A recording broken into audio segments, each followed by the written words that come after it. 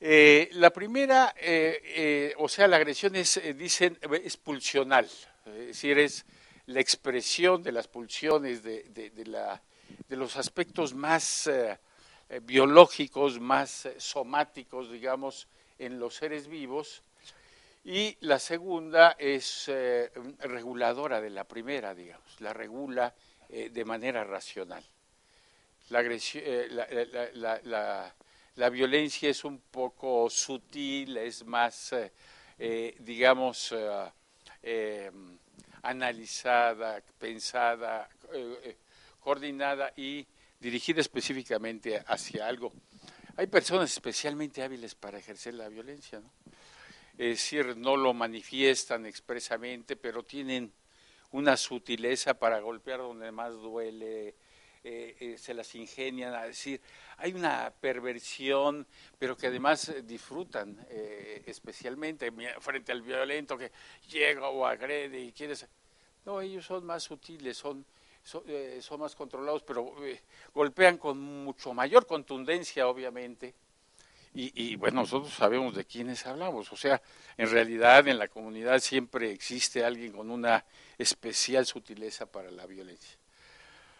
Eh, los instintivistas, en realidad en este análisis de Fromm, pues empieza a ser un recorrido desde Konrad Lorenz, ¿no? Es decir, todo el análisis de cómo los animales en toda la historia han ejercido esta capacidad destructiva o incluso pues no destructiva, porque buena parte de lo que hacen los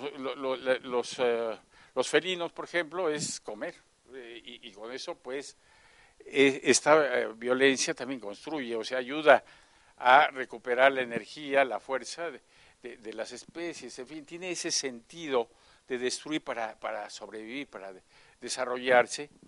Y en ese sentido, pues es lo que también el ser humano, los seres humanos hacemos. O sea, sí tenemos acciones de carácter violento y destructivo, pero es una destrucción para la construcción, para el desarrollo, para la reproducción, digamos, diría Althusser, ¿no? Es decir, o el mismo Bourdieu, en el sentido de la reproducción. La reproducción material requiere con frecuencia pues de la destrucción. El maíz se siembra, está ahí en el campo, después se tiene que cegar y se tiene que destruir para poder alimentarnos y poder vivir, o si es la cultura del trigo, la cultura del arroz, en fin, en las grandes civilizaciones, ¿no? Por otra parte, los ambientalistas pues han hecho análisis acerca de la problemática y con frecuencia en este sentido se plantea como hagamos actos violentos, pero racionales, humanos, digamos, como debe de ser en un proceso civilizatorio. Bueno, hablando de las civilizaciones, efectivamente las civilizaciones son aquellas formas de expansión cultural que primero se imponen por la violencia y por la agresión y después se convierten en formas hegemónicas y finalmente aparecen como la forma civilizada, que es la dominante y en tal sentido respetable como tal.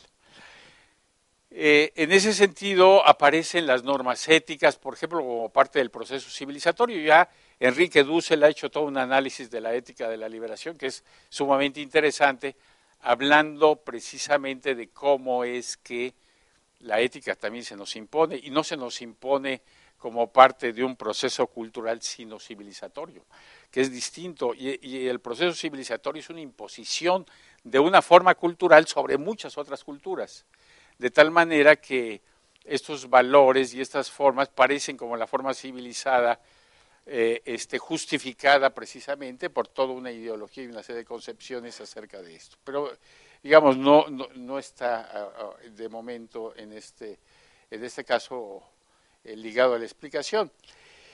El modo psicoanalítico de comprender la agresión, yo creo que efectivamente ha evolucionado mucho el pensamiento psicoanalítico. Sabemos que así como el judaísmo fue la fuente de una cantidad de versiones religiosas, desde el islamismo, el cristianismo y todas las formas que ha habido, digamos, en ese sentido, curiosamente, el psicoanálisis le pasa algo similar, ¿no? Es decir, el psicoanálisis ha tenido tantas escuelas y versiones, pero la madre fundamental es el psicoanálisis freudiano, ¿no? Es decir, es de donde han surgido con una fertilidad verdaderamente impresionante una serie de explicaciones al respecto. Y a mí me parece que en esta primera fase de la explicación, el asunto de la violencia es fundamental para poder entender el proceso educativo. Sí, en realidad Freud lo que plantea es esa base de violencia que nosotros logramos estructurar el carácter, estructurar la personalidad. Primero, el individuo es fundamentalmente pulsional, es el deseo, pero tiene tendencias obviamente destructivas porque es parte de su propio proceso, no solamente desde el punto de vista material, sino desde el punto de vista simbólico también. Es decir, en el momento de alimentarse a veces muerde a la madre porque él, digamos, tiene esa tendencia a la aniquilación del otro y el desarrollo de su propia esencia narcisista. Pero al mismo tiempo las condiciones parentales le obligan a él a empezar a contener ese deseo, a no realizar inmediatamente el objeto del deseo. Y en ese sentido lo obliga a utilizar parte de esa energía para contener su propio deseo. Y esto en buena medida se hace a base de violencia por parte de la madre, por parte de la estructura familiar, de tal manera que el sujeto, y aquí empieza el proceso educativo, y es donde yo quisiera que pusiéramos atención a este proceso, porque efectivamente aquí se va construyendo el sujeto a base de violencia. Es decir, él va a tener primero que soportar desde fuera la represión, hasta que esa represión la introyecta y la convierte en un mecanismo para controlar su propio deseo y la convierte en culpa para poder controlar su comportamiento, ¿no? En buena medida, él sabe de las consecuencias que esto tendría posteriormente. Pasamos. Instintos y destinos de destructividad como fuerza independiente de la sexualidad, pasa a otra etapa donde además, yo creo que aquí cargado ya por la violencia del nazismo, en contra de él como judío, pero no solamente de él, sino de toda su comunidad, de alguna manera empieza a tratar de explicárselo, como lo trataría de hacer con Einstein, por qué la guerra, por qué la destrucción, por qué la violencia de los nazis. Es decir, hemos explicado el Eros, que para Marx era una cosa ridícula, decía pequeño burguesa, pero para Freud y para otros intelectuales esto era fundamental y había que ver en buena medida cómo explicar la destructividad.